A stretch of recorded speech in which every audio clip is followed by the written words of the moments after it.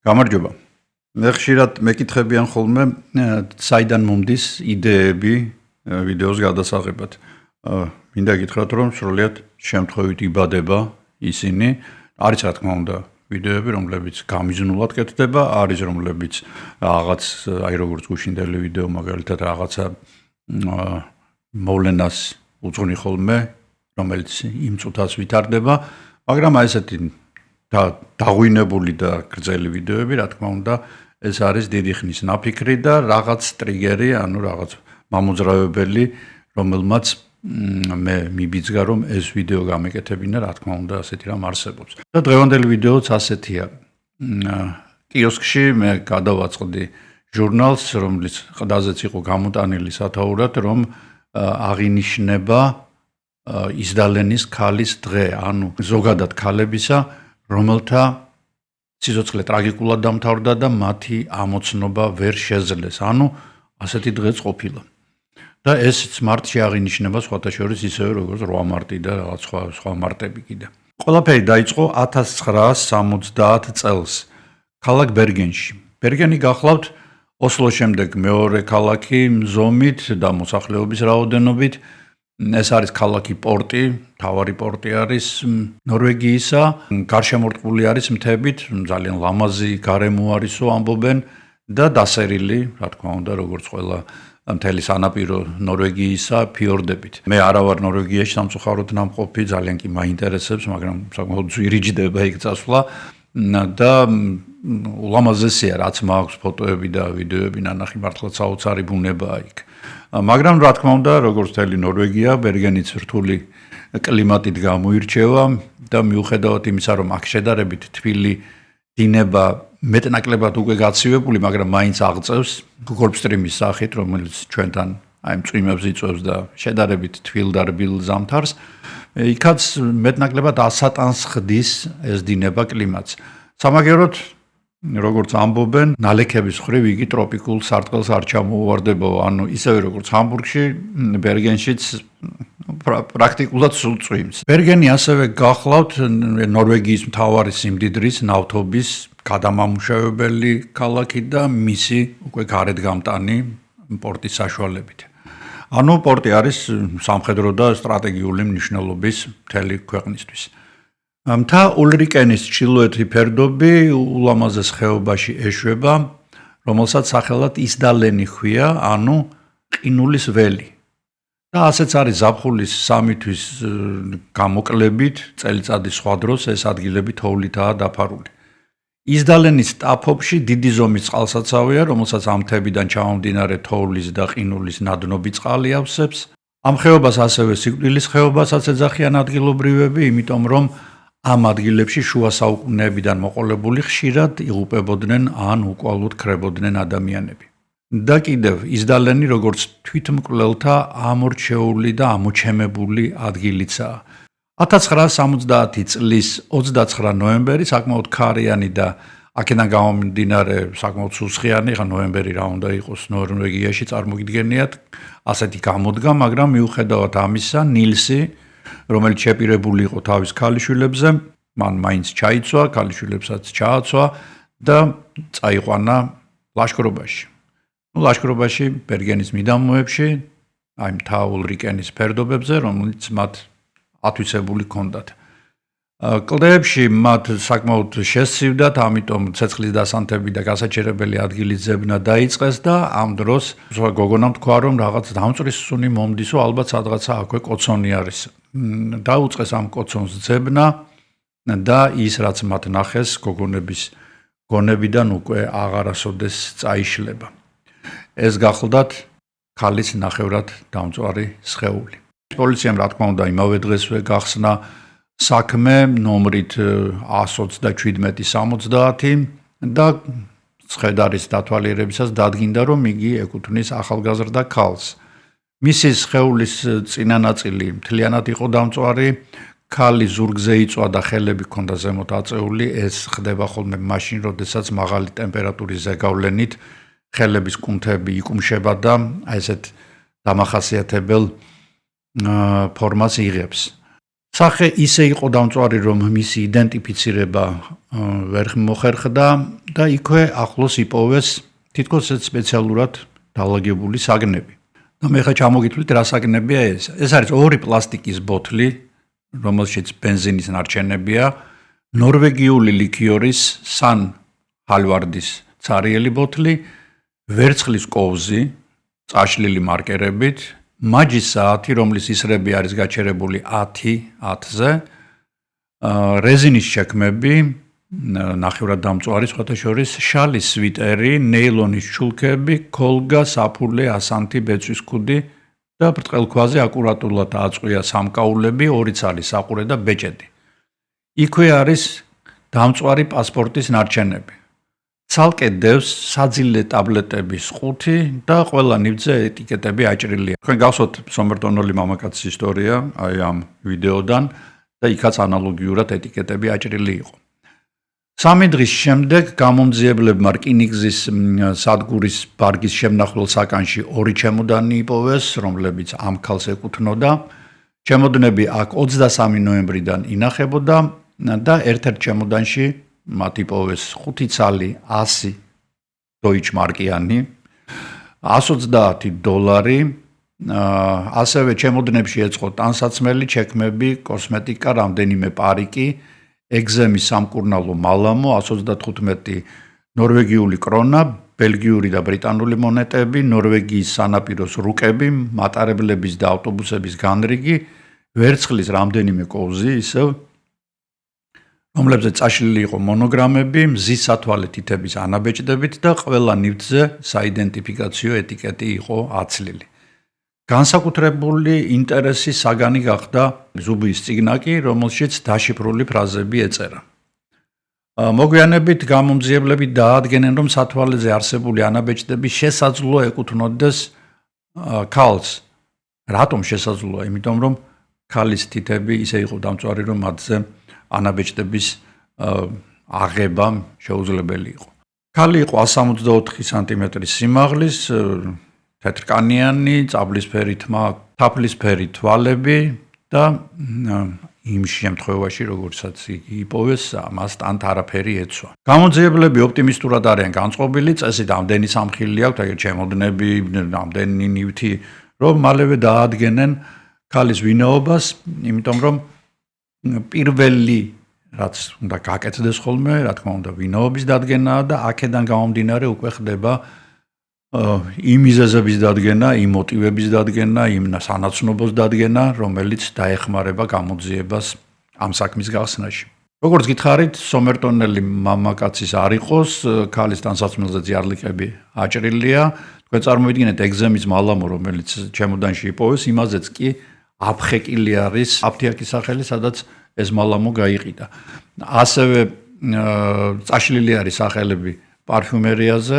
გამომძიებლებმა ფოტოები გადაუღეს ტანსაცმელს და პარფიუმერიას და დაუგზავნეს ყველა დიდ ცნობილ მაღაზიას, მათ შორის პარიზის გალერი ლაფაიეტსაც კი, მაგრამ უშედეგოდ. თითქოს პარფიუმერია მაინც უნდა გამოეცნოთ, ხო? ვერ გამოიცნეს, რაღაცა უცნაური ქილებია. რა ჩვენა გაკვეთა?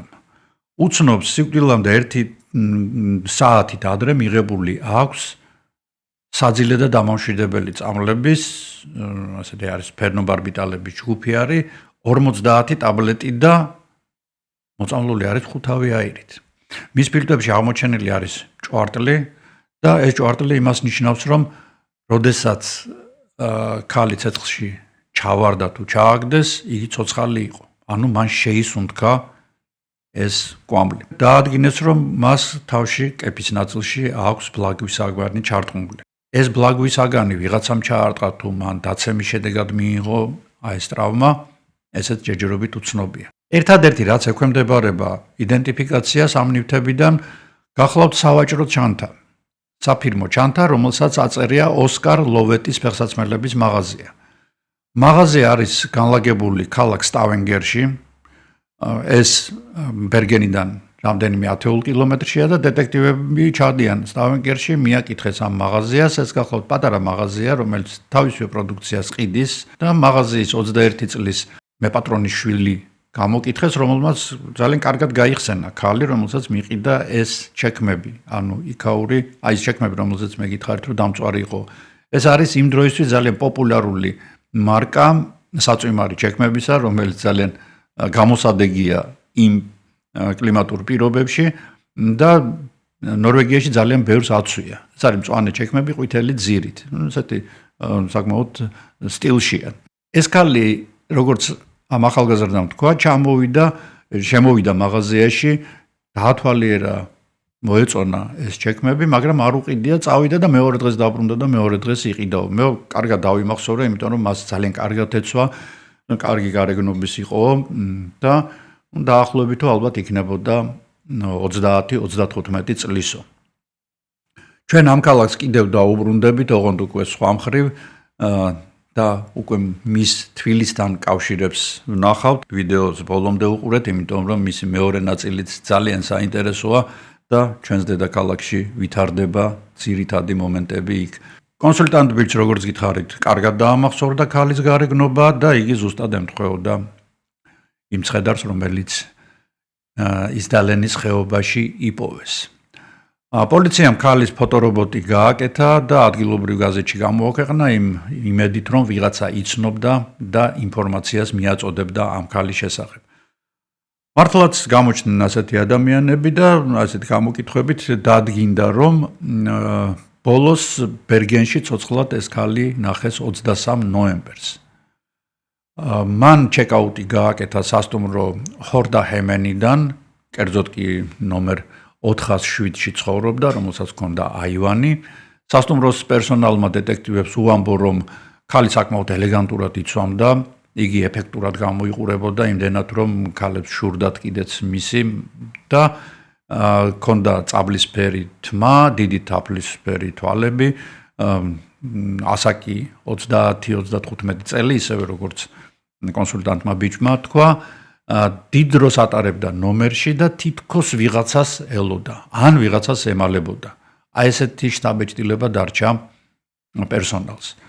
მან საფასური სასტუმროში გადაიხადა ნაღდი ფულით, ტაქსი შეუკვეთა და ერთ-ერთმა თვითმხილველმა, ანუ ასევე სასტუმროს პერსონალმა თქვა, რომ მასო თითქოს შემთხვევით შეხვდა ესეთი მაღალი შავთმიანი მამაკაცი, რომელსაც ქალი გამოელაპარაკა და დამტრეული გერმანულით უთხრა, რომ მე მალე დავბრუნდებიო.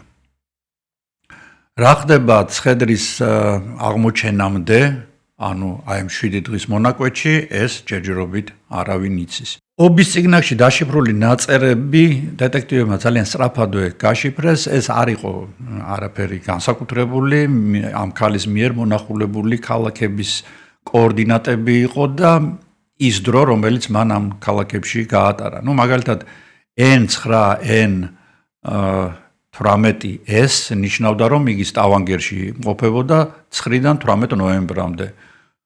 O22, O28P ნიშნავდა, რომ 22-დან 28 ოქტომბრამდე ქალი იმყოფებოდა პარიზში და ასე შემდეგ. თუმცა ასე ჩანაწერები ბევრი იყო და ერთადერთ ეჭვს იწვევდა ის, რომ ქალი ძალიან ბევრს და სწრაფად მოძრაობდა ევროპის სხვადასხვა ქვეყნებში. ანუ ამ ჩანაწერებს თუ ვენდობით 1970 წელს ქალს შემდეგი გზა გაუვლია, სანამ ბერგენში მოხვდებოდა. ეს არის პარიზი, სტავანგერი, ბერგენი, ტრონჰაიმი, კვლავ სტავანგერი, ისევ ბერგენი. მაგრამ ვერ დადგინდა მისი და ეს ყველა სასტუმრო გამოიკულიეს დეტექტივებმა, მაგრამ ვერ მიაგნეს მის ნამდვილ სახელსა და გვარს, იმიტომ რომ ყველა სასტუმროში ეს ქალი სხვადასხვა სახელით ფორმდებოდა. ასევე იგი იყენებდა, როგორც გითხარით, პარიკები ჰქონდა მას ჩემოდანში, ზოგიერთი ქერათმიანი იყო, ზოგიერთი შავი, ზოგიც წაბლისფერი, ამიტომ იქაც აი ამ გარეგნობას ხშირად იცვლიდა და მე დამავიწყდა, მე თქვა, რომ ჩემოდანში აღმოჩნდა 8 პასპორტი. 8 სხვადასხვა სახელზე, სხვადასხვა ასაკზე, სხვადასხვა გარეგნობის ქალზე გამოწერილი 8 პასპორტი, რომლითაც ეს ქალი ევროპის ქვეყნებში მოძრაობდა. 1969 წელს ქალს უმოგზაურია ლიუვენში, ბრიუსელში, ტენტში, ლიუბლიანაში, ანტვერპენში, ოსტენდეში, აქაც მან სასტუმროები გამოიცვალა და აქაც ჩავიდნენ დეტექტივები და დაადგინეს, რომ აქაც ეს ქალი სხვადასხვა სახელებით და გვარებით იყო რეგისტრირებული. იგი ავსებდა სასტუმროში შესვლის ფორმებს ფრანგულად, გერმანულად, მოქალაქეობას ყოველთვის და ეს ყველგან მეორდებოდა, უნიშნებდა ბელგიას. ქალი კარგად ლაპარაკობდა ფლანდრიულად, კიდევ ერთ ენაზე საუბრობდა იგი, მაგრამ ვერც ერთმა თვითმხილველმა ეს ენა ვერ გაიხსენა და ვერ დაადგინა თუ რა ენა იყო ის. თითქოსო რაღაც სლავური ჯგუფის უნდა ყოფილიყო, მაგრამ არ იციან რა ენაა. და კიდევ ერთი საინტერესო ფაქტი. ყველა აღნიშნავდა, რომ ქალს ჰქონდა ნიურის სუნი, მიუხედავად იმისა, რომ მას ამდენი ძვირფასი პარფიუმერია ჰქონდა, როგორც ჩანს ძვირფასი, ვერ დაადგინეს რა პარფიუმერია იყო. მიუხედავად ამისა, მას აზრდიოდა ნიურის სუნი. ესეც თითქოს რაღაცის დამალვის მიზნით იყო, არ ვიცი. როდესაც გამომძიებლებმა შეაჯამეს აი ამდენი სასტუმროს მიერ მიწოდებული, მათ პერსონალის მიერ მიწოდებული ინფორმაცია, რაღაც ესეთი საერთო სურათი მიიღეს, რომ ქალი იყო ყოველთვის ელეგანტურად ჩაცმული, იგი მაინც და მაინც არ ურთიერთობდა არავისთან, თუ თქვათ, სადმე რესტორანში იჯდა, სასტუმროს რესტორანში, მას ვინმე მიუჯდებოდა მამაკაცი, მათთან კონტაქტს არ ამყარებდა, დიდ დროს ატარებდა ნომერში და საკმაოდ ეფექტურად გამოიყურებოდა. თუმცა ისევ მეორე მას არც მამაკაცებთან და არც ქალებთან ესეთი ურთიერთობა რომ მათთან ერთად ვინმეს დაენახა არ ქონია. იმ დროს დნმ-ის ანალიზი ჯერ კიდევ მომავლის ტექნოლოგია იყო, როდის 30 წელია კიდე დარჩენილი იქამდე, ამიტომ ძირითადად ექსპერტიზას ატარებდნენ ხოლმე კბილების მიხედვით. ქალს ჰქონდა ძალიან სპეციფიური მაღალი ხარისხის ოქროს გვირგვინები, როგორც დაადგინეს და ხიდები, ხოლო 10 კბილზე მას ჰქონდა ძალიან უცნაური, მაგრამ სრულიად ახალი ტექნიკით ოქროს დაფრქვევა გაკეთებული. ზოგადად ესეთი ოქროს კბილები, გამოჭედილი ოქროს კბილები მოგახსენებათ ევროპელებისთვის არ არის დამახასიათებელი. ევროპელები მაქსიმალურად ცდილობენ, რომ თუ თქვათ რაღაც კბილს ისვამენ ან პროტეზი იკეთებენ, ეს ოქროსფერი და ოქროში ჩამჯდარი არ იყოს, ეს უნდა იყოს ბუნებრივი. ეს უფრო რაღაც თითქოს აზიური მომენტია, მაგრამ ქალი აშკარად ევროპელია. სტომატოლოგი, რომელიც ამ კბილებს სწავლობს, იგი თავის კოლეგებს უგზავნის კბილების ფოტოებს და მთელ მსოფლიოში და სხვათა შორის 2001 წლამდე სანამ ეს ადამიანი ცოცხალი იყო, 11 წლამდე უკაცრავად სანამ ეს ექიმი ცოცხალი იყო, იგი აგზავნიდა უკვე ინტერნეტის საშუალებით ამ კბილებს, იმიტომ რომ ძალიან აინტერესებდა, აი გავიდა ამდენი 40 წელი გავიდა, მაგრამ მაინც აინტერესებდა თუ რა ხდება, ვინ არის ეს ქალი. გამოძიებისას გაჩნდა საკმაოდ სერიოზული ეჭვი, რომ ქალი არის ჯაშუში. ბერგენი ტურისტული მიმართულების ქალაქი არ გახლავთ თურმე, იგი უფრო ესეთი საწარმოებით და ესეთი საპორტო ნაგებობებით არის გამოჩენილი და ასევე იმით, რომ ამ წლებში, ანუ 70-იანი წლების დასაწყისში და 60-იანი წლების ბოლოს აქ იცდება ახალი ხომალდსაწინააღმდეგო რაკეტა პინგვინი. პინგვინი, რომელიც სრულიად ახალი სიტყვა არის შეიარაღებაში და რა თქმა უნდა მისი საიდუმლოს გაშიფრვა ძალიან ბევრ ქვეყანას აინტერესებს. მით უმეტეს ისეთ ქვეყანას, რომელთანაც რკინის ფარდაა ჩამოფარებული, ეს გახლავთ რუსეთი, მაგრამ რუსეთი არის პირველი და ყველაზე ახლო მეზობელი ნორვეგიის. ამიტომ პირველი ეჭვი იყო ის, რომ კრიპოსი ან მათი სადაზვერო სამსახური ფიქრობს, რომ ქალი არის რუსების ჯაშუში. ჯაშუში, რომელიც ჩამოსული არის ბერგენში იმისათვის, რომ დააკვირდეს აი პინგვინის გამოცდებს. მით უმეტეს, რომ ქალი ყოველთვის იღებს სასტუმროში ისეთ ნომერს, რომელსაც აქვს აივანი და ეს აივანი გადის ზღვაზე. ძალიან საინტერესო მომენტია. ჯაშუშობაზე კიდევ მიუთითებს ის მომენტი, რომ იგი არავისთან არ ამყარებს თითქოს კავშირს. მაგრამ ჯაშუშისთვის არ არის დამახასიათებელი ის, რასაც ქალის ჩადის, მაგალითად იგი ძალიან გამომწვევად გამოიყურება. მას ყველა ამჩნევს, მას ყველა იმახსოვრებს, როგორც ძალიან ელეგანტურ, ძალიან ლამაზ ქალს, რომელიც მუდმივად კარგად არის ჩაცმული, მართალი ნიურის სუნიზდის, მაგრამ ეტყობა შეშიადაში კარგი პარფიუმერიისაც. ის შიფრი, რომელიც მის უბიციგნაკში იპოვეს, ეს არ არის შიფრი ფაქტიურად, ასეთი შიფრი ზოგჯერ პატარა ბავშვები ზერთობიან ხოლმე, როდესაც ერთმანეთს რაღაც საიდუმლო წერილებს წერენ. არაფერი განსაკუთრებული. ანუ ეს ვარიანტი მაინც არსებობს მიუხედავად აი რაღაცეებისა, რომელიც მის ჯაშუშებას არ ამტკიცებს, მაინც ჯერჯერობით კიდევ არსებობს ეს თეორია, რომ იგი ჯაშუში იყო. ხო, კიდევ ერთი მომენტი, რამაც გაამწვავა ეს რუსული კვალი, ის რომ იგი ატარებს ბეწვის ქუდს. ბეწვის ქუდი ახლა ნაკლებად არის მიღებული ევროპაში, მე მაგალითად გერმანელებზე, დანიელებზე და შვედებზე მაინც და მაინც არ მინახავს. ასევე, როგორც გითხარით, ოქროს კბილები, რომლებიც არ ახასიათებს ზოგადად ჩრდილოეთ ევროპას. ამ თეორიას, ამ რუსული კგბ-ს თეორიას, სხვადასხვა აკარწყლებს კიდევ ერთი ესეთი ჯაშუში ალექსანდრე ვასილევი, რომელიც 80-იანი წლების ბოლოს გადაიპარა, თვითონ კგბ-შნიკია ეს კაცი ჯაშუშია, გადაიპარა ნორვეგიაში და ჩააბარდა ნორვეგიის სადაზვერვო სამსახურს და უთხრა რომ თქვენ სხვარეზე ვარ ბიჭებო, რასაც გინდა და რაც გინდა თქვით, ყველაფერს მოგიყვებით და მან სხვაჯერ წიგნით დაწერა თავისი მოღვაწეობის შესახებ რუსეთის კგბ-ში და იგი ამბობს რომ ქალი არ შეიძლებაო კგბ-ს ჯაშუში ყოფილიყო, რატომ? იმიტომ რომ ჯერთი ქალებსო ჩვენო ძალიან დიდი სიფრთხილით ვეკიდებოდითო და ფაქტიურად არასდროს აი ეს ძალიან სერიოზულ სამუშაოზე არ უშვებდითო. მეორე ის რომ ჩვენ მხოლოდ ორ პასპორტს ვაკეთებთ ხოლმეო და ადამიანს ვაძლევთ ძალიან მყარ ლეგენდას, ამ ლეგენდის მიხედვით თუ ძალიან ჩაეძიები, მისი სახლიც არსებობს სადღაც, ფიზიკურად არსებობს, იგი იქ ნაცხოვრებიც არის და პაპუაც ყავს თითქოს, ბებიაც ყავს, მოკლედ ძალიან მყარი ლეგენდა, რომელიც ამ ქალს არ აქვს, იმიტომ რომ მის მისამართები, რომლებსაც იგი უთითებდა ბელგიაში და იგი ყოველთვის წერდა რომ იგი დაიბადა ბელგიაში და იქ ცხოვრობს, ასეთი მისამართი საერთოდ არ არსებობს ბრიუსელში. ამიტომ ქალის ლეგენდა ვასილევის თქმით არის არადამახასიათებელი რუსებისთვის.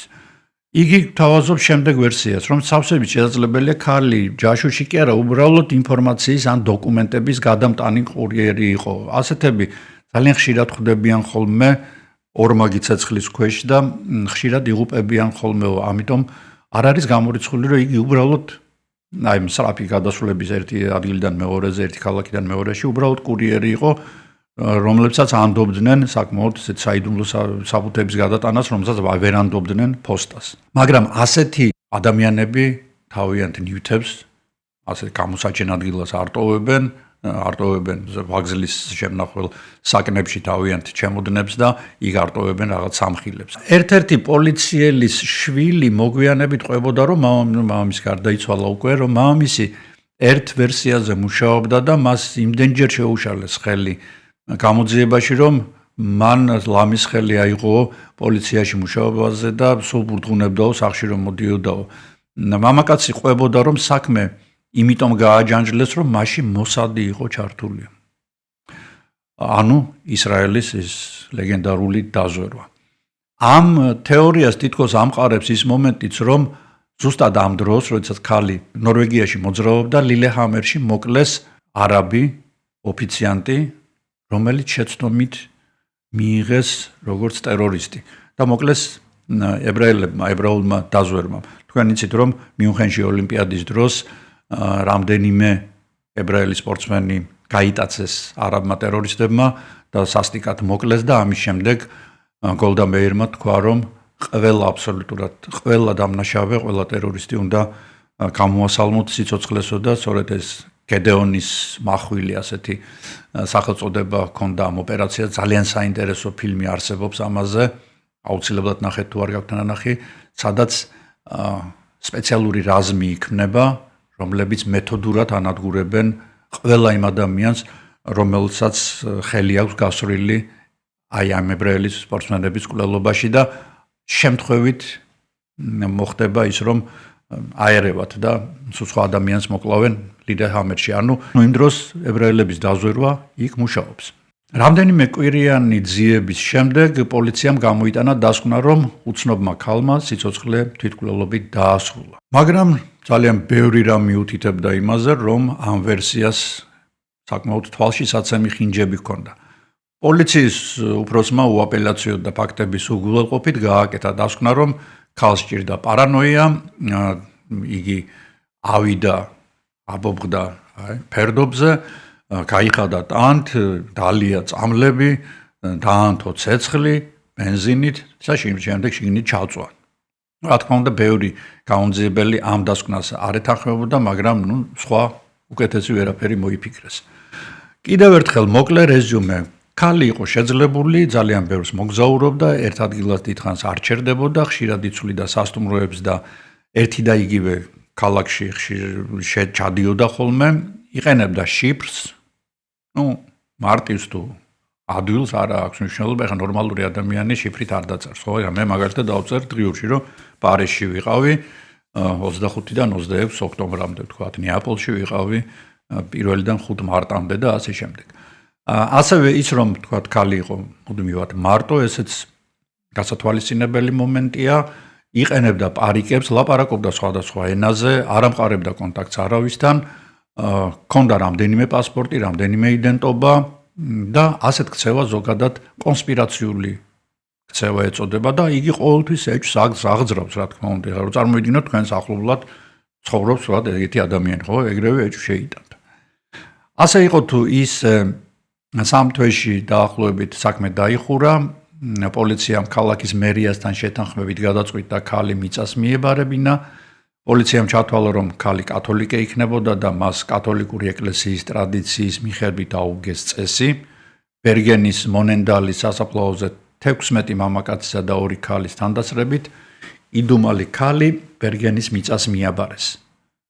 ცინკის სასახლეს სამომავლოდ ახალი შესაძლო გამოძიებისთვის უნდა შეენახათ ცხედარი. 2005 წელი პოლიციაში გამოცხადდა მომაკაცი, რომელიც 1970 წელს 25 წლის იყო. და შემდეგი ისტორია მოყვა.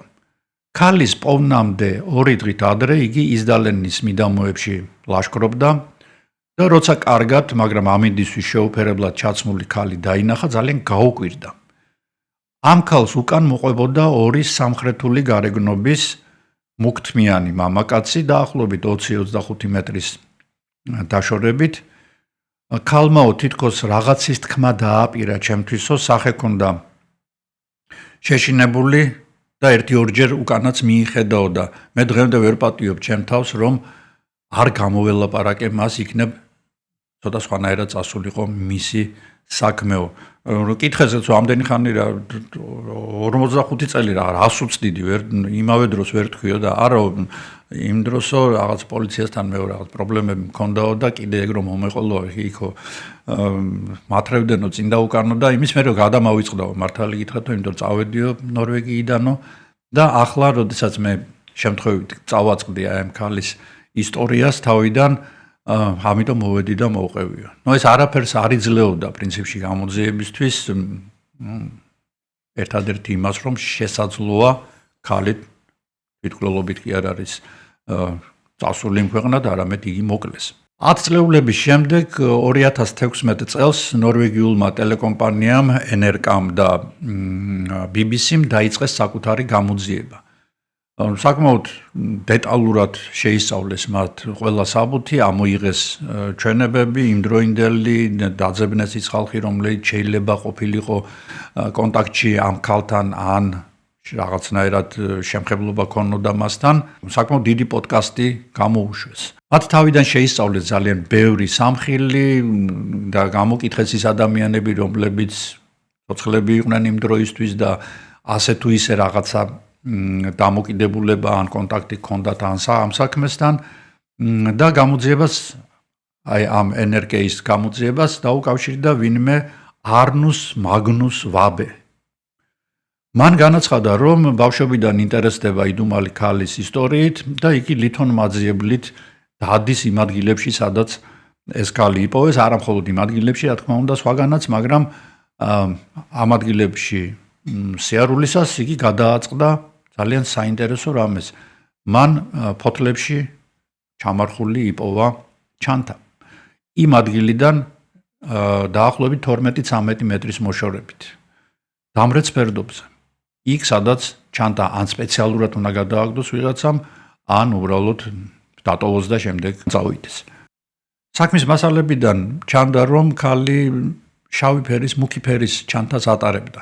და ამიტომ გაჩნდა საფუძვლიანი ეჭვი, რომ ეს არნის მიერ ნაპოვნი ჩანთა არის ამ ქალის. რა თქმა უნდა, პოლიციელები და ექსპერტები ავიდნენ ამ ადგილას, მათ ჩანთა ქვების გროვიდან ამოიღეს, კარგად შეისწავლეს, ეს იყო ზურგჩანთა, რომელიც იყო ნაჭრის, ამიტომ ნაჭერი უკვე ამ ხნის განმავლობაში კარგ-მაგრად იყო დაზიანებული. მასში ეწყო რაღაც ქაღალდები, რომლებიც ასევე დაზიანებული იყო, იმიტომ რომ ამ ჩანთაში უკვე ფესვებიც კი იყო ამოსული და მცენარეები იყო ამოსული, აწლეულები, მიწაში დევს ნაჭრის ჩანთა აბარად დაემართებოდა.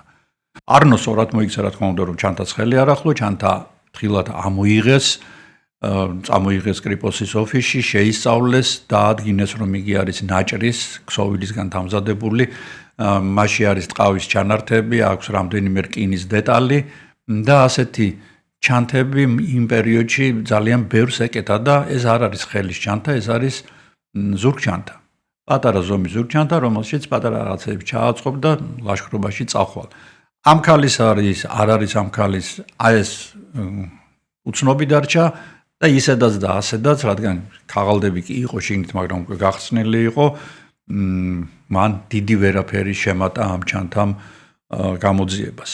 2018 წელს უკვე MRK-ის რედაქციაში, ანუ იმ რედაქციაში, რომელიც იკვლევს ამ სიტუაციას და ამ საქმეს, ხანში შესული მამაკაცი მიდის, ეს გახლავთ კეტილ კვერსოი, რომელიც არის გემის უკვე ყოფილი კაპიტანი და ყვება ასეთ რამეს, რომ ზუსტად იმ პერიოდში, როდესაც ეს ყველაფერი ხდება, იგი ნაპირზე იყო, ზღვაში არ იყო გასული და როგორც წესი ნაპირზე როცა ვარ, მე ბერს დავდივარ ხოლმეო.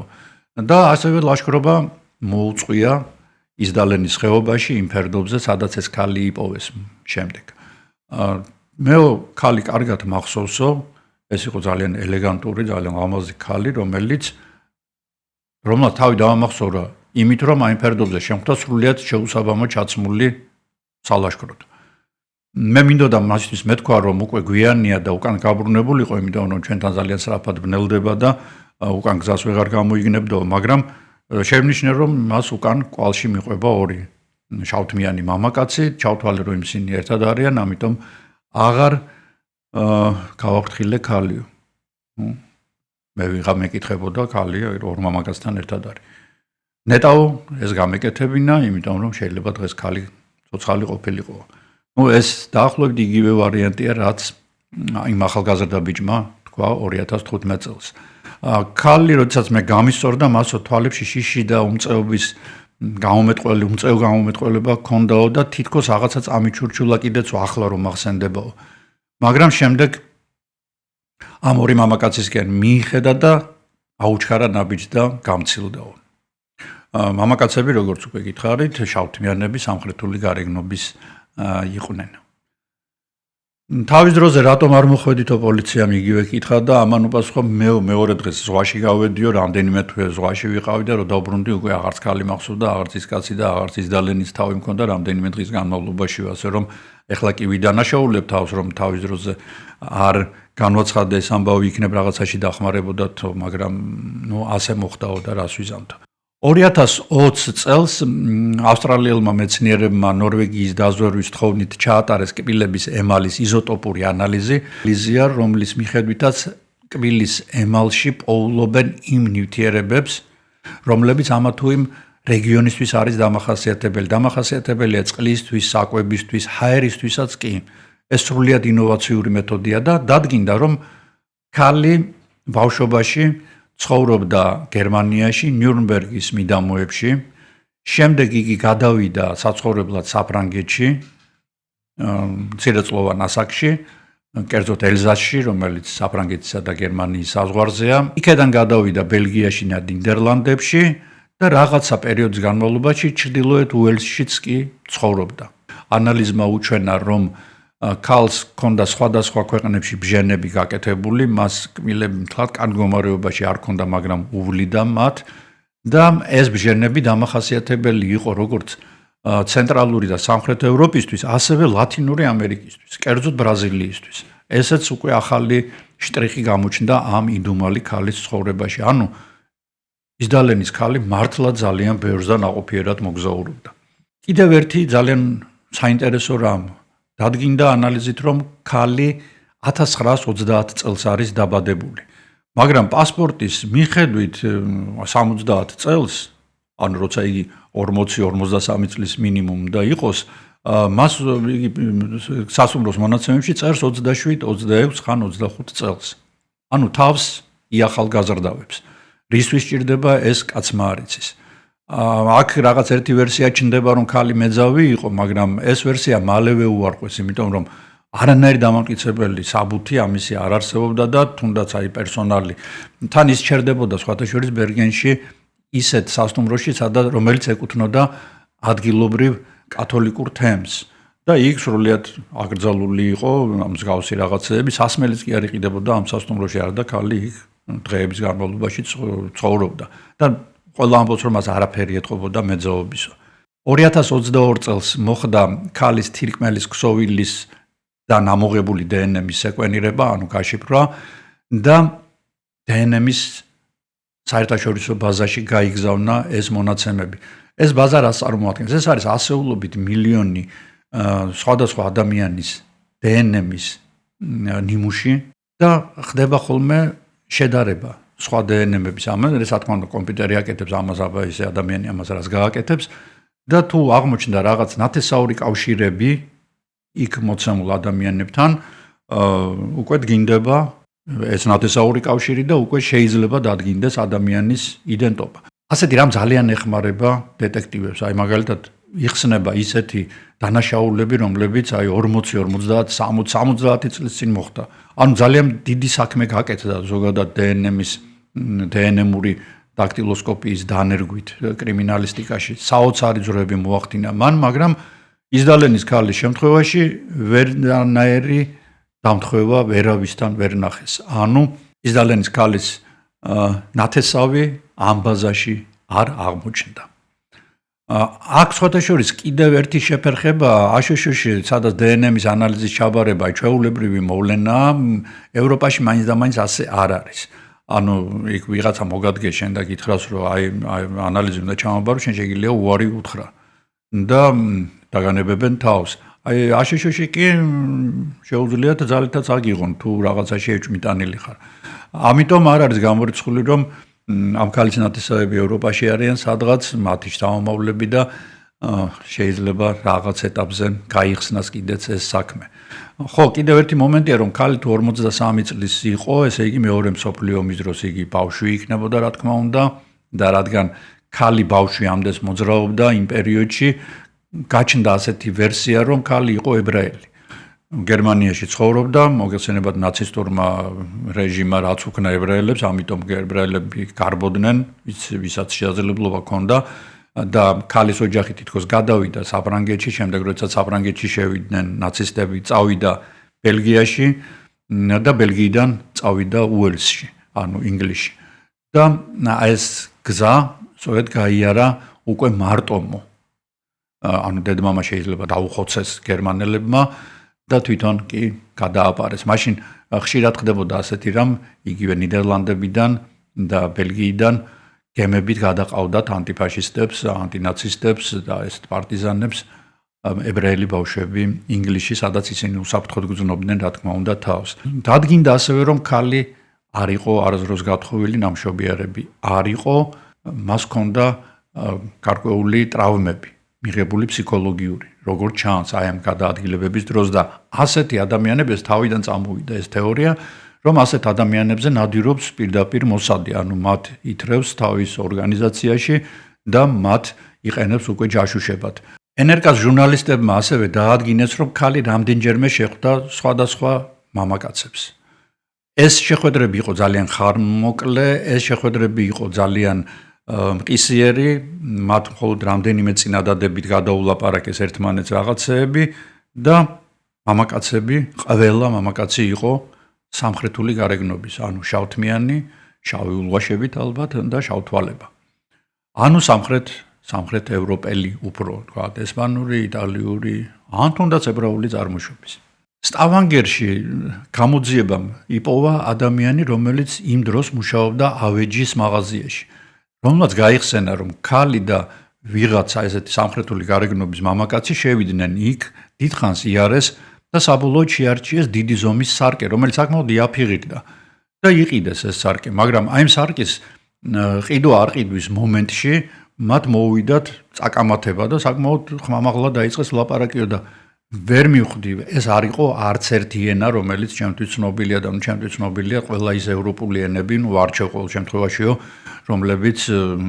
რომელზეც ევროპაში საუბრობენ. ანუ ეს იყო ძალიან უცნაური რაღაც ენაო. კიდევ ერთი ძალიან საინტერესო ფაქტი დადგინდა ამ გამოძიებით, ჟურნალისტური გამოძიებით, რომ ქალი მოტელ როზენკროიჩი გაჩერდა. ნუ ეს საკმაოდ იაფიანი მოტელი იყო და მის ისტორიაში ეს ალბათ ერთადერთი ესეთი სასტუმრო იყო და საინტერესო ის იყო ყვება ამ მოტელის ერთ-ერთი თანამშრომელი, რომელიც თვითმხილველი იყო ამ ყველაფრზე და ძალიან ღრმამოხუცია უკვე, მაგრამ მაინც ახსოვს, რომ ქალი მოძრაობდა ძალიან ძვირფასი ლურჯი აბრეშუმის მოსასხამითო. მანუ ამიგრძალო მე ნომრის დალაგებაო, მაგრამ ერთხელაცო, ნუ 3 დღე გაჩერდა სულ და აი მესამე დღის ბოლოს მე შევნიშნე რომ კარი ღია იყო და შევიხედე უბრალოდ და დავინახე რომ ქალი წამოწოლილი იყო ლოგინზე, მოშორებით იჯდა შავთმიანი მამაკაცი და ისინი ერთმანეთს უყურებდნენ, მაგრამ ხმას არ იღებდნენ და ეს მზერა ნამდვილად არ იყო რომანტიული, უფრო რაღაც გაფრაზებული ადამიანების მზერას გავდაო. რეპორტაჟის გამოქვეყნების შემდეგ გამოქვეყნდა ეს რეპორტაჟი, რედაქციაში მივიდა მოხუცი, რომელმაც განაცხადა რომ მე ტაქსისტად მუშაობდიო ბერგენშიო და 23 ნოემბერს მეო ქალი და შავთმიანი მამაკაცი სასტუმრო ნეპტუნიდან რკინიგზის სადგურზე მივიყვანე. სულ ეს იყო მინიმალური ინფორმაციები, რომლებიც ვერაფრით დაეხმარნენ გამოძიებას.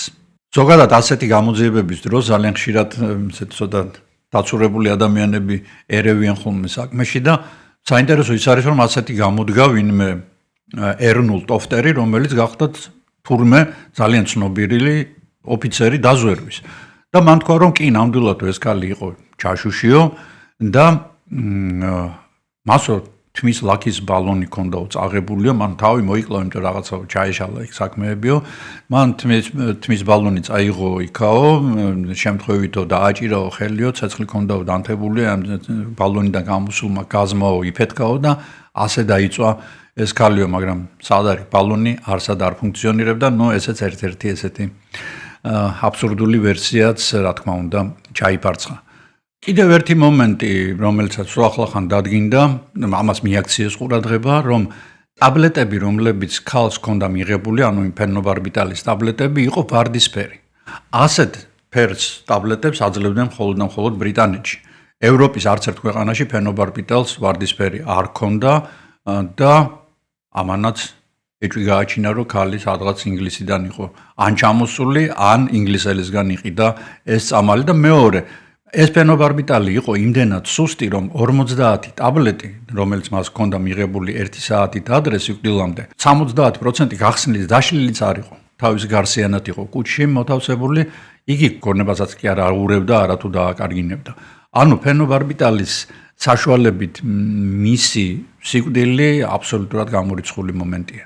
კიდევ აღმოაჩინეს, რომ სიკვდილამდე 9 წლით ადრე, 1970 წლის ապრილში, ქალმა მატარებლის ბილეთი იყიდა და პარიზიდან ბაზელის მიმართულებით იმოგზაურა. იქედან კი ჟენევაში ჩავიდა და აქ გაჩნდა კიდევ ერთი საინტერესო თეორია. როდესაც კარგად ჩაუღრმავდნენ, გავიდნენ ფრანსუა ჟენოს კვალზე. ფრანსუა ჟენო გახლდათ შვეიცარელი ბანკირი, ფრანგული წარმოშობის, ფრანგული კანტონიდან. იგი იყო მულტიმილიონერი, რა თქმა უნდა, მაგრამ მას აწუხებდა პროფაშისტური, ნეონაცისტური იდეები. იგი იმდენად იყო შეპყრობილი ანტისემიტიზმით და იმდენად იყო მოწამლული, რომ პალესტინურ ორგანიზაციებსაც კი ეხმარებოდა ტერორისტული აქტების მომზადებაში. ასეთ ადამიანებს, რა თქმა უნდა, თვალთვალი ჰქონდათ დაწესებული სადაზვერვო, როგორც შვეიცარიის, ასევე ევროპის სხვა სადაზვერვო სამსახურებს. და ცნობილია არის, რომ ისინი ერთდროულად ჩადიან პარიზში და ერთდროულად ცხოვრობენ ერთ სასტუმროში. ამიტომ აქედან დაასკვნეს თითქოს, რომ ისდალენის ქალს და ფრანსუა ჟენოს საერთო რაღაცა იდუმალი მიზნები ამოძრავებდათ და ისინი ერთად ხლართავდნენ რაღაც ოპერაციებს. მეორე მსოფლიო ომის დროს ჟანო სხვადასხვა დიდ დროს ატარებდა ბელგიაში, სადაც გერმანელი ნაცისტების საიდუმლო სამსახურთან ჰქონდა მას ურთიერთობა. მას ძალიან უყვარდა ეს ქვეყანა და პირველი ორი ცოლიც ბელგიელი ყავდა. იგი ბელგიის ძალიან ხშირი სტუმარი იყო, იგი ბევრ დროს ატარებდა როგორც გითხარით და უცნობ ქალსაც როგორც გახსოვთ, ბელგიასთან საკმაოდ მჭიდრო კავშირები ჰქონდა. ანუ საერთოდ იქედან იყო წარმოშობით მისთვის რო გეკითხათ. 1970 წელს ნორვეგია ისრაელს დაპირდა, რომ ეგრეთ წოდებულ მძიმე წყალს მიაწოდებდა. მძიმე წყლის გარეშე კი შეუძლებელი არის ბირთვული იარაღის შექმნა. ის ამ პროცესის აუცილებელი კომპონენტია და ბოლო კონსპირაციული თეორიის მიხედვით ქალი ფრანსუა ჟენოს შეკვეთით სწორედ ამ გარიგების ჩასაშლელად იყო ჩასული ბერგენში. თუ მართლაც ასე იყო, ამბობენ თეორიის ავტორები, აღარაა გასაკვირი, რომ ნორვეგიის დაზვერვამ ეს ამბავი ჩაფარცხა და გრიფი სრულიად საიდუმლო დაადო. არის სხვა თეორიებიც, რა თქმა უნდა, რომ ქალი იყო კრიმინალური სამყაროს წევრი, ორგანიზებული დანაშაულებრივი ჯგუფის წევრი, რომ ის მოპარულ ხელოვნების ნიმუშებს აგზავნიდა აქეთ-იქეთ და თითქოს სარკე იმისთვის ჭირდებოდა, რომ მასში იმ დროს იმ პერიოდში მოპარული მუნკის სურათი გადაეტანა და მუნკს ჩვენ შემდეგ სიუჟეტში შევხვდებით უკვე ცოტა სხვა ამპლუაში. ერთი რამ არის აქ მინუსი ამ თეორიისა ის, რომ სტავანგერი და ბერგენი ალბათ ყველაზე შეუსაბამო ქალაქები იყო ასეთი გარიგებების ჩასატარებლად. რავით, ბოლოში ალბათ უნდა ვთქვა ის, რომ მისდალენის საქმით დაინტერესება არ ქრება, აგერ უკვე თითქმის 60 წელია ამ საქმის გამოძიებით დიდი რაოდენობით სხვადასხვა ქვეყნების საგამოძიებო და სადაზვერვო ორგანოებიც არიან და სამსახურები არიან დაინტერესებული. სოციალურ ქსელებში იქმნება საკმაოდ ხალხმრავალი ჯგუფები, რომლებიც განიხილავენ სად, რატომ, რისთვის დაიღუპა ეს ქალი. ავიცი თქვენც ალბათ გაგიჩნდებათ რაღაც გარკვეული მოსაზრებები ამის შესახებ და გთხოვთ, რა თქმა უნდა, კომენტარებში ეს ყველაფერი დაწეროთ. მაგრამ სანამ ისდალენის ქალის ბედზე დაფიქრდებით, მანამდე მე დაპირებისამებრ კიდევ ერთი ამჯერად რომანტიკული სიუჟეტით გაჯერებული, მაგრამ მაინც იდუმალი და ტრაგიკული ისტორიის შესახებ მინდა გიამბოთ, რომელიც საუკუნის დასაწყისში თბილისში მოხდა და დიდი რეზონანსი გამოიწვია. ხშირად მეკითხებიან, რა მენატრება ყველაზე მეტად აქ, ევროპაში. რა თქმა უნდა, ხალხთან ერთად ჩვენი მიწისურნელი და ის გემოები, რომლებსაც ვერაფრით შეცვლი. სწორედ ამიტომ მინდა გაგიზიაროთ Taste of Georgia-ს პრემიუმ ნაკრები. ეს არ არის უბრალო საჩუქარი. ეს არის ყუთში მოთავსებული საქართველოს ნაწილი. ხსნით ნაკრებს და იქ ხვდებათ მზით გაჯერებული ჩურჩხელა, სურნელოვანი სვანური მარილი, ცხარე აჯიკა და კავკასიონის ფერდობების ყვავილების თაფლი. და რა თქმა უნდა, მისი უდიდებულესობა ქართული ღვინო. განსაკუთრებულ ეფექტს ქმნის სუფრა, რომელზეც ჩვენი საამაყო ანბანია მოკარგული და თბილისური აივნის ხის სუვენირი. ეს ის დეტალებია ნებისმიერ გარემოს ქართულ მუხტსრომ სცენს. ნაკრებში ახლა უკვე ჩვენი ბავშვობის მეგობრებიც არიან. წუნა და წრუწუნა, თოვლის გუნდა, დევი და რა თქმა უნდა ბატიტასიკო. ეს პატარა ფიგურები ნებისმიერ გულს გაათბობს. და რაც მთავარია, სპეციალურად ჩემი მაყურებლებისთვის კომპანიასთან ერთად გადავწყვიტეთ განსაკუთრებული საჩუქარი გაგვეკეთებინა. თუ გამოიყენებთ ჩემს პრომოკოდს, რომელსაც ახლა ეკრანზე ხედავთ, სტანდარტული 7%-ის ნაცვლად მიიღებთ 20%-იან ფასდაკლებას. ეს ფასის მეხუთედია, რაც მართლაც იშვიათი შეთავაზებაა. ნაკრების გაგზავნა უკვე მთელი ევროპის მასშტაბითაა შესაძლებელი.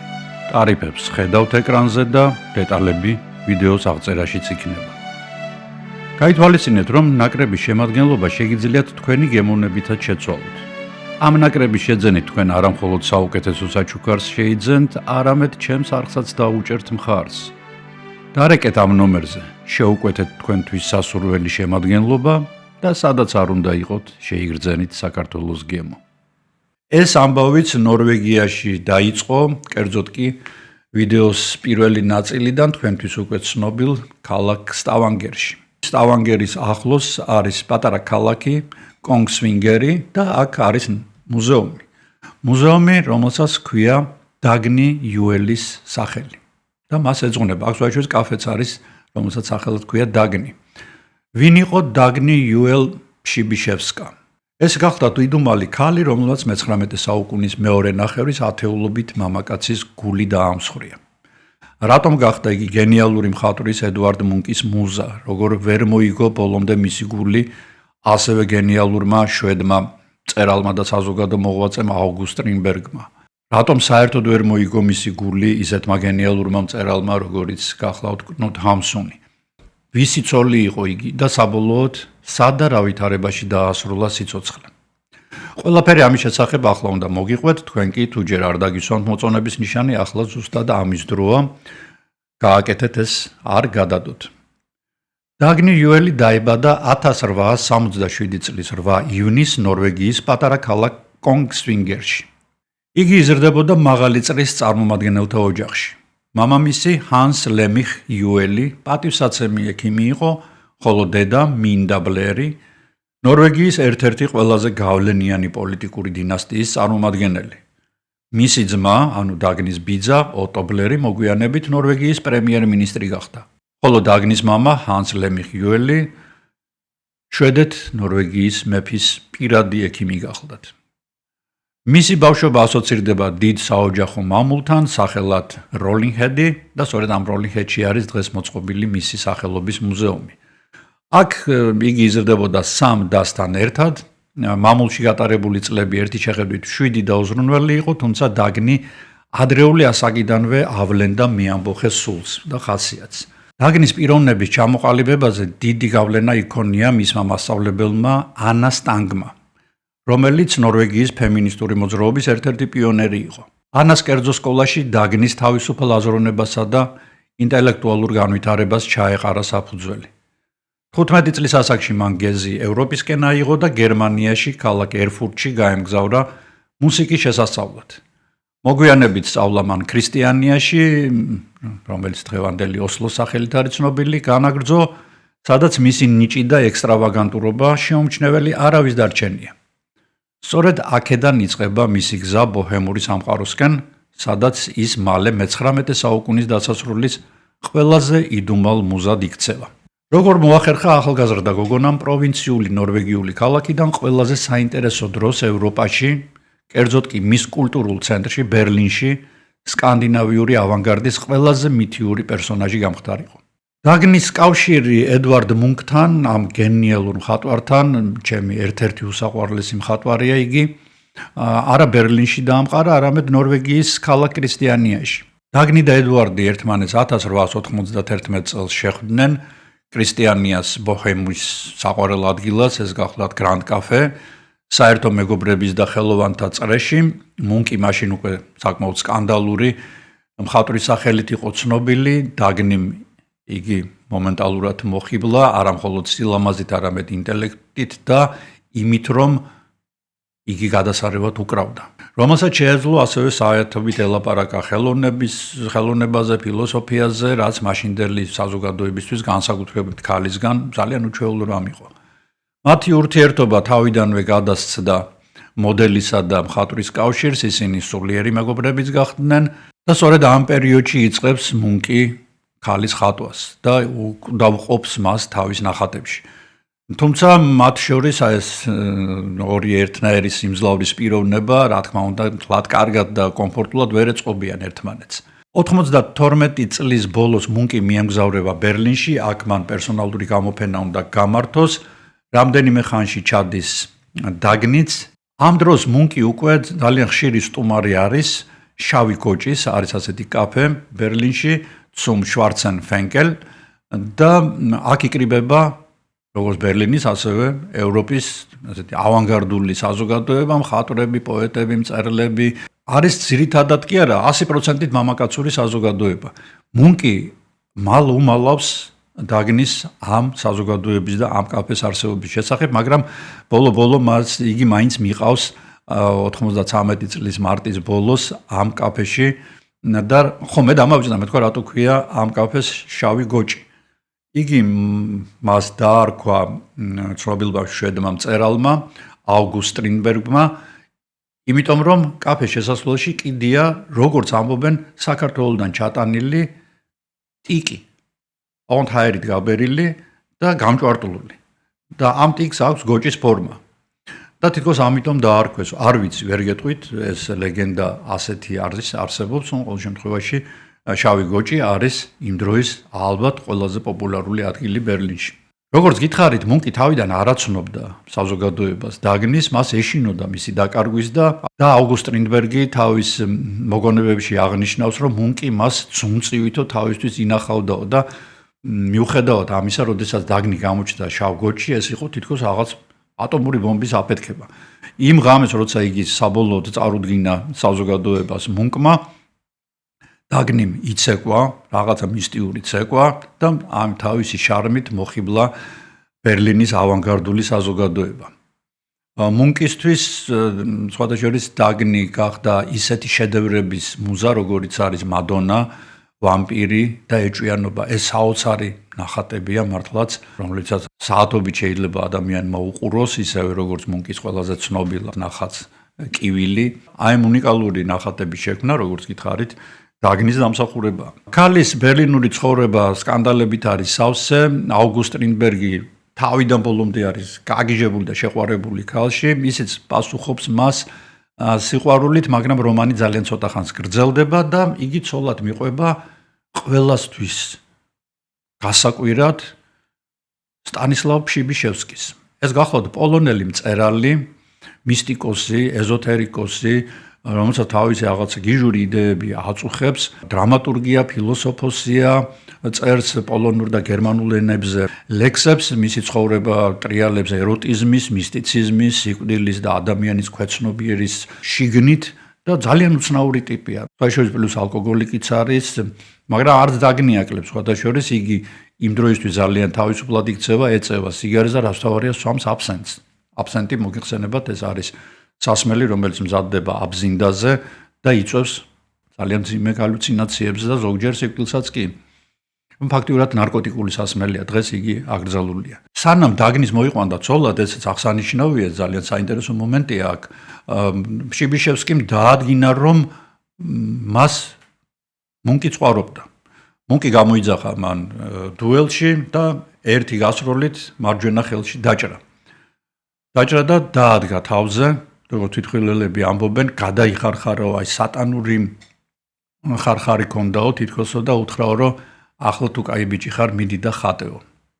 სხვაშორის მუნკმა ხელი მოერჩინა და მას შემდეგ კიდევ ბევრი შედევრი შექმნა. ფშიბიშევსკისთვის დამახასიათებელი იყო ასევე ესეთი შიშველი სულის თეორია ჰქონდა მას, რომ ხელოვნება უნდა ასახოს არა გარეგნული სამყარო, არამედ ადამიანის შინაგანი სამყარო და შიგნიდან გააშიშვლოს იგი. მას სხვადასხვა გენიალურ პოლონელსაც უწოდებდნენ, ესეთი მეტსახელიც ჰქონდა მას და გერმანელებს ძალიან მოწონდათ, იმიტომ რომ იგი ნიცშეს ფილოსოფიას და შოპენის მუსიკაზე აგებდა თავის აი თეორიებს. როგორ მოახერხა ამ ადამიანმა, რომელიც არც სილამაზით გამოირჩეოდა და საკმაოდ არეული გონებით, თუ რამით გამოირჩეოდა არეული გონებით, აი ესეთი ბერლინის ყველაზე ალბათ სასურველი ქალის მოხიბლა. პირველი იმით, რომ ფშიბიშევსკი იყო ძალიან კარგი ინტერპრეტატორი შოპენის. შოპენზე კი გიждდებოდა დაგნი. ეს არ იყო მხოლოდ მუსიკა, რასაც თქვათ ფშიბიშევსკი შოპენს უშვებოდა, ეს იყო ექსტაზი, როგორც ამბობენ, თითქმის დემონური რიტუალი, რომელმაც დაგნი მოხიბლა.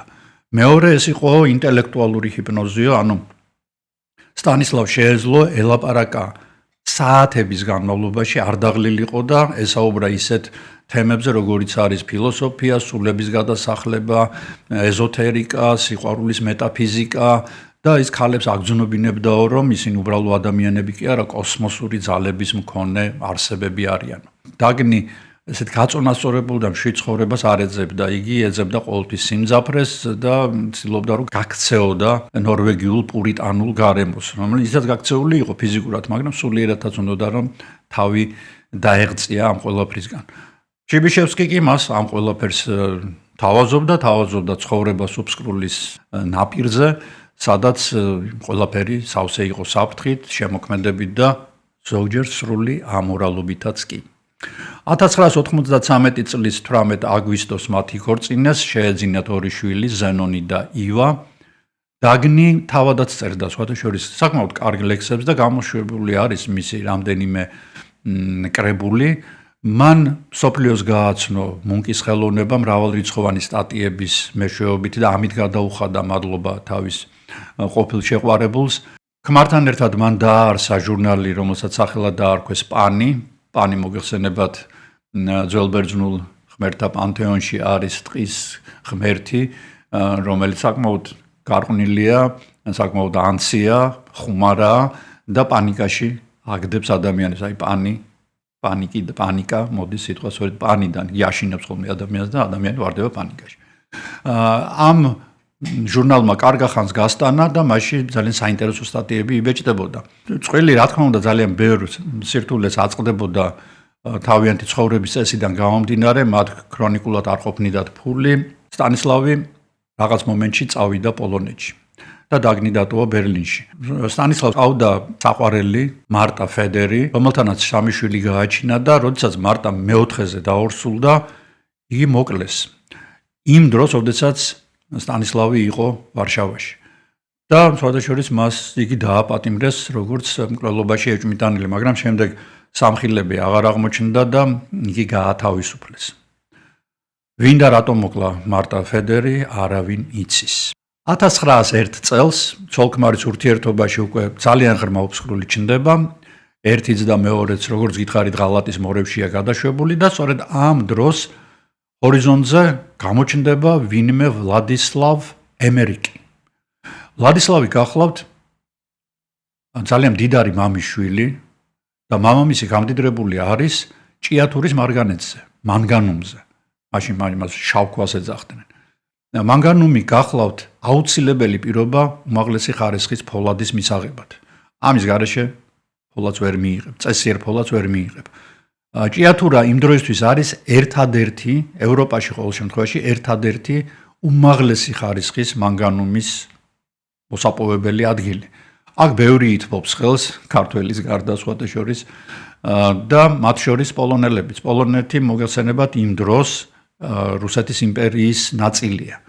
და ბევრი პოლონელი მოღვაწეობს საქართველოში. ლაგოდეხში მაგალითად პოლონელების დიდი კოლონია იყო იმ პერიოდში და ეს გახლდათ ოფიცრები, პოლონელი ოფიცრები, რომლებმაც მოაწყვეს აჯანყება მეფის წინააღმდეგ პოლონეთში, პოლონეთის დამოუკიდებლობის მოთხოვნით და ისინი გადმოასახლეს კავკასიაში და მათ ძალიან დიდი როლი ითამაშეს კავკასიის ბოტანიკის, ზოოლოგიის, გეოგრაფიის, გეოლოგიის, არქეოლოგიის შესწავლაში.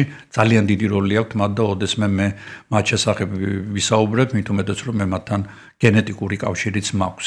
და სწორედ ასეთი მანგანუმის ერთ-ერთი მანგანუმის შახტის მფლობელი არის ემერიკი და იგი ფშიბიშევსკის, რომელსაც იგი მეგობრად თვლის, ეუბნება რომ მოდი მე წავიყვან დაგნის და ზენონს ძალიან საინტერესო ადგილას, ეს გახლავთ კავკასია, ეს არის თბილისი, სადაც ახლა არის გზაჯვარედინი კულტურების, იქ არის აზია, ევროპა, იქ ძალიან ბევრი რამ იხარშება და ძალიან საინტერესო ადგილია, სადაც საუკეთესო ჰაერია და ბავშვიც კარგად დაისვენებს.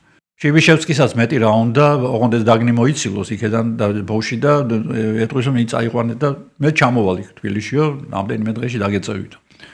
ემერიკი მილიონერია, როგორც გითხარით, მას იგი ცხოვრობს იმ დროისთვის ერთ-ერთ ყველაზე ფეშენებელურ თბილისის სასტუმროში, გრანდ ოტელში, რომელიც ახლა მდებარე მისი შენობა ახლაც არის მშრალი ხიდის მახლობლად და სხვა შორის იმ დროს მშრალი ხიდი არ იყო ეს. იმ დროს იგი მდინარე გადიოდა, მშრალი ხიდი ახლა. სასტუმროში იგი ვერ მოეწყობა უცხო ქალთან ერთად. ამიტომ ამბობს რომ არის ჩემი და. და როგორც დას ისე აფორმებენ დაგნი ფშიბიშევსკაიას, ასეთი სახელი და გვარით არის იგი შესული სასტუმროში და ერთად ცხოვრობენ.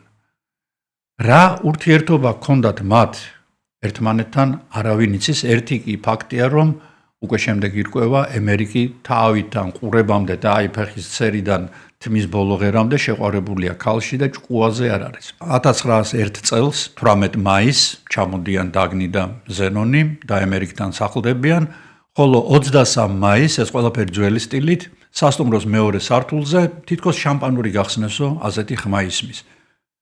ცოტა ხნის შემდეგ კიდევ ერთი ასეთივე ხმა. ახლა მე წაიკითხავთ რას წერს ამ შემთხვევის შესახებ ცნობის ფურცელი. 25 მაისია 1901 წლის. ამა თვის 23-ს ნაშუადღევის 3 საათზე სასტუმრო Grand Hotel-ის მე-9 ნომერში მოხდა საშინელი ამბავი. ვარშავიდან ჩამოსულმა ვლადისლავ ემერიკმა რევოლვერით მოჰკლა თავისი ნაცნობი ქალი დაგნი ფშიბიშევსკაია და შემდეგ თავიც მოიკლა. ემერიკი და ფშიბიშევსკაია თბილისში ჩამოვიდნენ ამ თვის 7-ს და Grand Hotel-ში დადგნენ. ემერიკი ყველგან აცხადებდა, რომ ფშიბიშევსკაია მისი და არის. ამბობენ ემერიკს ეს ქალი ძალიან ყვარებია. 23 მაისს დღის 3 საათზე ემერიკს დაუძახნია სასტუმროს ბიჭისთვის. მიუცია 50 მანეთი და უთქვამს, ეს ფული მოკლული შვილს მოახმარეო. თვითონ კი ოთახში შესულა და რევოლვერით თავი მოუკლავს. როდესაც ხალხი ოთახში შეცვიდა, ნახეს, რომ ფშიბიშევსკაია ლოგინზე იწვა მკვდარი, მას ტყვია შუბლში ჰქონდა მოხვედრილი, იქვე იატაკზე ეგდო ემერიკის გვამიც. ოთახში იმყოფებოდა მოკლულის 5 წლის ვაჟი ზენონი, რომელიც ამ საზარელ სურათს შესცქეროდა. ემერიკს რამდენიმე წერილი დაუტოვებია. ერთ წერილში, რომელიც პოლიცმეისტერისადმი არის დაწერილი, წერს: მე ის მოვკალი იმიტომ, რომ მეტად მიყვარდა და არ მინდოდა ვინმე სხვას ტანჯვოდა მის გამო. გთხოვთ მე და დაგნი ერთად დაგმარხოთ. მეორე წერილს კი წერს თავის ნაცნობს, რომელსაც თხოვს ბავშვს პატრონობა გაუწიოს, ვიდრე ნათესავები გამოჩნდებიან. მოკლული ფშიბიშევსკაია ცნობილ პოლონელ მწერლის სტანისლავ ფშიბიშევსკის მეუღლე ყოფილა. ემერიკი კი ვარშაველი მდიდარი კაცის შვილია, რომელსაც მამა ჭიათურის შავ ქვაზედ მუშაობის დროს გარდაეცვალა. აღსანიშნავია, რომ ემერიკმა მოითხოვა ერთად დაგბრძალეთო, მაგრამ ეს მისი თხოვნა არ შესრულდა. დაგნი დაგრძალეს დიდი პატივით, როგორც მკვლელობის მსხვერპლი, ხოლო ემერიკი, როგორც მკვლელი და თვითმკვლელი, სრულიად სხვა ადგილას დამარხეს. არ ვიცი, მართალი გითხრათ, სად. დაგნის საფლავი, რა თქმა უნდა, ცნობილია. ზენონი ადგილობრივმა პოლონურმა თემმა შეიფარა, ხოლო ივნისში დაგნის დამ ნორვეგიაში წაიყვანა. ზენონმა ბრწყინვალე განათლება მიიღო, სხვათა შორის იგი დიპლომატი იყო, საელჩოებში მუშაობდა სხვადასხვა ქვეყნების, როგორც კონსულად, ისე ელჩის მოადგილედ. რაც შეეხება სტანისლავ ფშიბიშევსკის, იგი ამ დროს ვარშავაში, ამას რა თქმა უნდა, არც კი უფიქრია თბილისში ჩამოსვლა, ეხა ადვილიც არ იყო, უნდა ერიხინა მთელი რამდენიმე დღის განმავლობაში ალბათ რომ ჩამოსულიყო და მან ტელეგრამა გამოაგზავნა, რომლითაც ნება დართო ქალაქის მესვეურებს, რომ მისი ცოლი დაემარხათ. ასევე ამბობენ, რომ როდესაც ეს ცნობა გაიგო, იგი ისტერიკაში ჩავარდა, იატაკზე დაემხო და ძალიან დიდხანს ქვითინებდა და ამტკიცებდა, რომ დაგნი მისი ერთადერთი და ნამდვილი სიყვარული იყო და იგი წმინდა მუზა იყო მისიო. ახლა მიუბრუნდეთ მკვლელობის მოტივს. რატომ მოხდა ეს მკვლელობა? რა მაიძულა ემერიკი ამ საქციელზე წასულიყო? იგი სტანისლავს წერს და საგულისხმოა, რომ დაგნი არ არის ჯერ მოკლული. მე ის მოვკალი, ის ვინც შენთვის ყველაფერი იყო. ემერიკის ერთ-ერთ აბდაობდა წერილში, რომელიც მათ თვითმკვლელობამდე დაწერა, ასევე ნათქვამი არის, მე გავაკეთე ის, რაც შენ უნდა გაგეკეთებინა და ვკლავ მე მას იმ დროს, როდესაც იგი ყველაზე ნაკლებად ელოდება ამას. ეს მინაწერი გახდა საბაბი იმისა, რომ სტანისლავი დაედანაშაულებინა ყველას, როგორც საკუთარი ცოლის მკვლელობის შემკვეთი. ფშიბიშევსკი ამ წერილს აღიქვამს არა როგორც მხოლოდ პირად ტრაგედიად, არამედ რაღაც კოსმიურ ბედისწერად და ამბობს, რომ ემერიკმა გააკეთა ის, რისი გაკეთებაც თავად სტანისლავს ქვეცნობიერად სურდა. ანუ გაათავისუფლა დაგნი ამქვეყნიური ტანჯვისგან. ბოჰემურ წრეებში ფშიბიშევსკის მორალურ მკვლელად მიიჩნევდნენ მაინც, ამბობდნენ, რომ სწორედ მისმა გულგრილობამ გადააწყვეტინა დაგნის სრულიად გაურკვეველ პიროვნებასთან ერთად წასულიყო 900-ს იქეთ თბილისში და იქ დაესრულებინა თავისი სიძულე ასე ტრაგიკულად. ედუარდ მუნკმა გაიგო მისი საყვარელი ადამიანის ასეთი ტრაგიკული დასასრული და ხატა გენიალური და ძალიან ცნობილი ტილო ამორძალი, რომელიც რა თქმა უნდა პატივისცემა იყო დაგნის ხსოვნისადმი. ფშიბიშევსკიმ კი დაწერა პიესა ოქროს საწმისი, თვითონ სახელი მიუნიშნებს, რაზეც უნდა იყოს იგი, რომელიც დაგნის მიუძღვრა და თქვა, რომ დაგნი იყო ყვავილი, რომელიც ძალიან იშვიათად გაიფურჩნება ხოლმე და ამიტომ გასათელად არის განწირული. მუნკის მუზა, რომელიც მთელმა მსოფლიომ შეიყვარა, კავკასიის მიწას მიაბარეს. დაგნი იუელი დაკრძალეს თბილისში, კუკიის სასაფლაოზე. იმ დღეს მას 34 წელი უნდა შესრულებოდა. აი დღეს სულ ეს იყო, რაც მე მინდოდა თქვენთვის მომეყოლა. იმედია მოგეწონათ ეს ვიდეო, თუ მოგეწონათ ახლა მაინც დასვით მოწონების ნიშანი, დაწერეთ კომენტარები და ძალიან გთხოვთ გადააზიაროთ იგი სოციალურ ქსელებში, რათა მეტმა ადამიანმა ნახოს ეს ვიდეო, მეტმა ადამიანმა გამოიწეროს ჩემი არხი და მეტ ადამიანს გაუჩნდეს სურვილი ცოტა მეტი გაიგოს სამყაროს შესახებ, ვიდრე ახლა იცის. მე კი ამით მინდა დაგემშვიდობოთ, მე დიდი ხნით არ გემშვიდობებით, მალევე დაგიბრუნდებით, ამიტომ შორს არ წახვიდეთ, ჩვენ მალე შევხვდებით ერთმანეთს. ნახვამდის.